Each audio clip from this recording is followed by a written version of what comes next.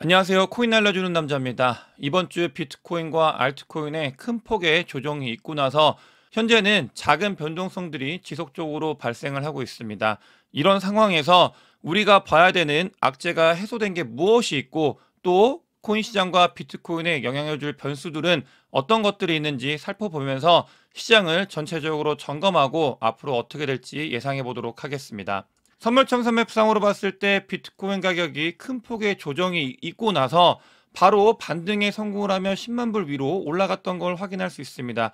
보통은 아주 큰 폭의 조정이 나오고 나서 그 뒤에 숏포지션 잡았던 거를 정리하고 그러면서 다시 매수가 일어나게 되고 저가 매수세가 붙고 마켓 메이커들이 붙으면서 반등을 하게 되는데, 이번 반등 같은 경우는 굉장히 세게 반등이 왔었고 거기에 반등이 됐구나 라고 생각을 하면서 뒤늦게 롱 포지션을 잡았던 사람들이 존재를 했는데, 그 부분 같은 경우는 여지없이 바로 다시 한번 정리하는 모습을 보이고 있습니다. 굉장히 큰 변동성 뒤에 잔잔한 변동성들이 발생을 하면서 위아래로 흔들고 있는 장세다라고 보면 되겠고, 다행인 부분은 비트코인 같은 경우는 그래도 그나마 이 박스권을 형성을 하면서 안에서 놀고 있는 모습을 보이고 있다라고 보면 되겠고요. 다만 이 박스권이 조금 더 길어진다고 하면 2024년도 4월부터 긴 기간 동안 우리를 힘들게 했던 조정장이 있었기 때문에 이 박스권이 빠르게 벗어나는 걸 추세를 봐야 된다라는 말씀을 아주 강조해서 말씀드리고 싶은 지점이라고 보겠습니다. 이 부분이 왜 중요하냐면 비트코인은 박스권에 있지만 그 시기 때 아시겠지만 알트코인들이 굉장히 큰 폭의 조정을 많이 받았기 때문에 포지션으로 안 들어가기 위해서는 이 박스권을 벗어나기 위한 강력한 모멘텀이 필요하다, 그 시점이다라고 좀 인지를 하고 우리가 가야 되겠고요. 어제 같은 경우는 마이크로 스트래티지가 실적 발표를 했는데, 마이크로 스트래티지의 실적이 좀 박살이 나면서 마이크로 스트래티지 주식이 좋지 못했고 그런 부분들이 코인 시장에도 같이 영향을 줬다. 첫 번째 악재였고 악재가 이제 해소가 됐다. 시장에서 소화를 해냈다라고 보면 되겠습니다. 다음으로 이제 우리가 중요하게 봐야 되는 거, 시장에서 가장 중요한 건 관세, 이런 부분들이 모두 매크로 지표가 연동이 되는 건 글로벌 유동성, 이런 부분인데, 다행인 건 글로벌 유동성은 전체적으로 증가를 하고 있는 추세가 전환이 된 모습을 보이고 있습니다. 다만 이런 상황에서 관세 이슈들, 그리고 미국에서 굉장히 의도적으로 시장의 유동성을 풀지 않고 있는 TGA 자금이나 영래포 자금 등을 봤을 때 그런 움직임들이 아직 꽁꽁 묶어놓고 있기 때문에 이 글로벌 유동성이 풀리고 있는 효과가 미비하게 시장에서 거의 반응을 안 하고 있지만, 글로벌 유동성은 그나마 다행인 게 조금은 올라가고 있는 추세를 보이고 있다. 이런 부분들이 당장은 아니지만 시장에 긍정적으로 영향을 줄 가능성이 있고, 달러 인덱스 같은 경우도 미국이 멕시코와 캐나다에 관세 유예가 진행이 되고 있고 중국과 이야기를 하고 있는데, 조금은 유하게 전달이 되면서 달러 인덱스가 좀 급격하게 내려온, 107도 굉장히 높은 부분입니다. 하지만 전에 거의 110을 찍을 뻔했던 순간보다는 조금 밑으로 내려와서 숨통은 트이고 있는 그런 단계다라고 보면 되겠고요. 이런 매크로 지표들, 아직 중국 관세 부분이 완벽하게 해결이 되지 않았고 트럼프 행정부의 관세 부분이 완전히 길이 정해져 있지 않기 때문에 고래들 세력들이 관망을 하고 있어서 코인 시장에 아직은 영향을 미치지 못하고 있지만, 이런 부분들 불확실성이 해소가 됐을 때 시장에 다시 한번 모멘텀이 올라올 수 있는 가능성이 있다, 준비가 되어가고 있다 정도는 인지하면 좋겠습니다. 베센트 재무부 장관 같은 경우도 그런 이야기를 하고 있습니다. 헤지펀드 관련돼서 미국채 10년물, 굉장히 매크로 지표에 중요한 미국채 10년물 금리를 정상화시키는 거에 노력을 하겠다라고 이야기를 하고 있고, 그래서 10년물 금리가 내려가고 있는 그런 모습을 보였는데, 이런 부분들이 매크로 지표를 컨트롤하겠다, 미국에서 그 이야기를 전달하고 있기 때문에 달러 인덱스에 결국은 긍정적인, 저희 입장에서는 긍정적이라는 게 달러 인덱스가 내려가는 거기 때문에 그런 부분들에 영향을 줄 가능성이 점점 더 커지고 있다. 그나마 우리가 거기에 좀 희망을 품고 가야 되겠고요. 금이 사상 최고가를 경신을 했습니다. 금의 사상 최고가 경신 같은 경우는 관세 이슈나 매크로 무역 전쟁 이런 부분들이 자극을 한 부분도 있지만, 여러분들께서도 지난번에 장이 좋지 않았을 때, 조정장일 때 금값이 올라가고 있는데 왜 비트코인은 오르지 않냐, 그런 이야기를 많이 했었습니다. 근데 그때 금값이 사상 최고가를 경신을 하고 나서 뒤에 숨고르기를 할 때 비트코인이 7만 불에서 10만 불 사이로 아주 급격하게 뛰었던 걸 기억을 하실 겁니다. 금값이 올라간다라는 건 뒤에 금이 숨고르기를 할 때 비트코인과 코인 시장에 긍정적인 부분으로 작용을 할 수 있기 때문에 이 부분 또한 우리가 시차를 두고 좀 바라봐야 되는 부분이라고 생각을 하고 있고요.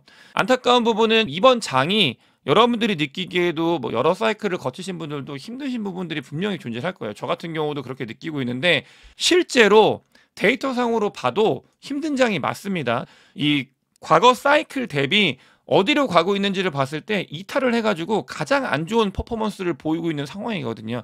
가장 좋지 못한 모습을 보이고 있는 건 사실이다. 우리가 힘든 건 데이터로 정량 지표로 사실이기 때문에 왜 나만 힘드냐 매번 이랬다 이런 게 아니라 진짜로 힘든 시기를 우리가 견뎌가고 있다라는 건 알고 가야 되겠습니다.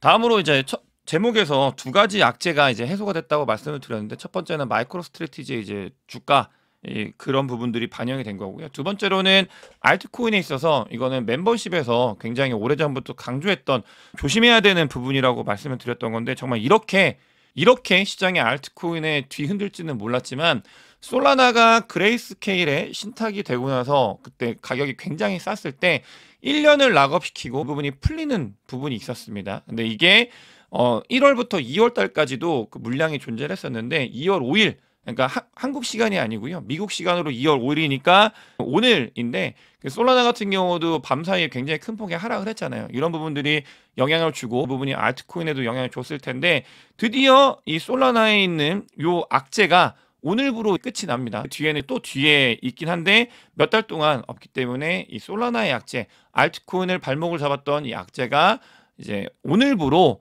해소가 좀 될 가능성이 있다. 상황이 극적으로는 아니더라도 2월 달에 분명히 반등을 해야 되거든요. 아주 중요한 달이기 때문에 이 악재가 해소가 되었을 때 관세도 도와주면서 좋은 움직임을 보였으면 좋겠고요. 이 두 가지의 악재가 오늘부로 조금은 해소가 됐다라는 걸 여러분들께 안내를 드리고 싶고 마이크로 스트래티지는 비트코인의 정말 진심입니다. 마이크로 스트래티지가 사명을 개명했습니다. 스트래티지라고 개명을 했어요. 거기에 심지어 비트코인을 아예 달아놓고 본인들은 비트코인 재무회사가 될 거다라고 하면서 사상 최초의 비트코인 재무회사로서 피벗을 한 그런 케이스인데 이름도 바꿨습니다. 스트래티지입니다. 그만큼 비트코인의 진심인 회사들이 마이크로 스트래티지뿐만이 아니라 메타플래닛을 필두로 정말 많이 늘어날 가능성이 있다. 이런 부분들은 우리한테 긍정적으로 작용이 될 수 있기 때문에 꼭 관심 있게 봐야 될 것 같고요. 또 MVRV 지표상으로 봤을 때도 2월 달에 이렇게 변동성이 컸었다라는 걸 알 수 있습니다. 이 변동성이 굉장히 큰 폭으로 나타나고 있었는데 뭐 과거 사이클 대비 더 힘든 모습은 분명하지만 과거에도 있었던 변동성이었다라는 걸 말씀을 드리고 싶고요. 다만 비트코인은 별로 문제가 되질 않아요. 비트코인은 이런 변동성이 늘 있어 왔고 비트코인을 포트폴리오에 50% 정도라도 담고 계신 분들 같은 경우는 장이 그렇게 어렵진 않습니다. 하지만 문제가 되는 건 알트코인의 포트폴리오가 많으신 분들이 문제가 되는 거거든요. 그런 것들을 감안하면서 이 데이터를 각자 잘 해석을 하셨으면 좋겠다라고 말씀을 드리고 싶고요.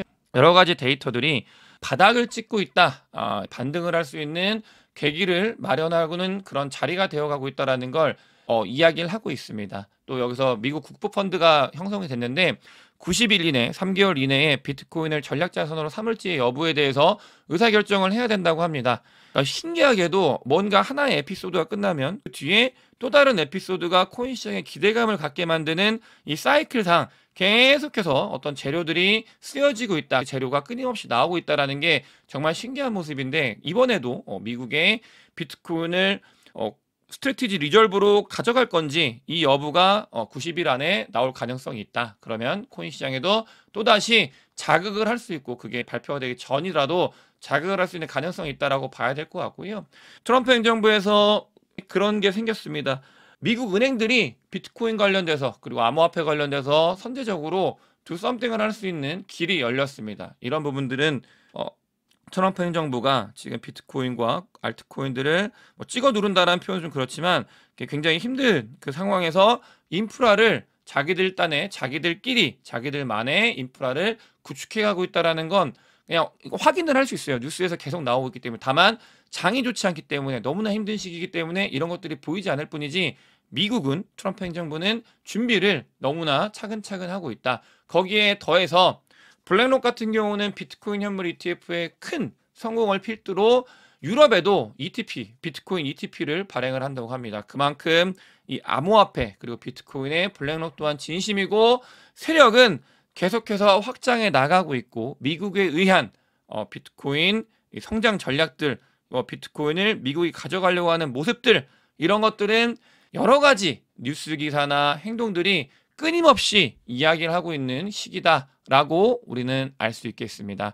많이 힘든 시기입니다. 비트코인이 포트폴리오에 적다고 하면 특히 알트코인을 많이 보유하고 계신 분들 같은 경우는 정말 많이 힘든 시기인 건 분명한데 이 시기가 지나고 2월 달에 분명히 뭔가 모멘텀적으로 좋은 알트코인의 반등이 있으면서 우리 모두 즐거운 상황이 됐으면 좋겠습니다. 솔라나가 2월 5일 이후에 일단은 악재가 해소가 됐기 때문에 알트코인의 반등을 기대하면서 오늘 영상 마치도록 하겠습니다. 영상이 도움이 되셨으면 구독과 좋아요, 많은 공유, 댓글 그리고 큰 관심 부탁드리겠습니다.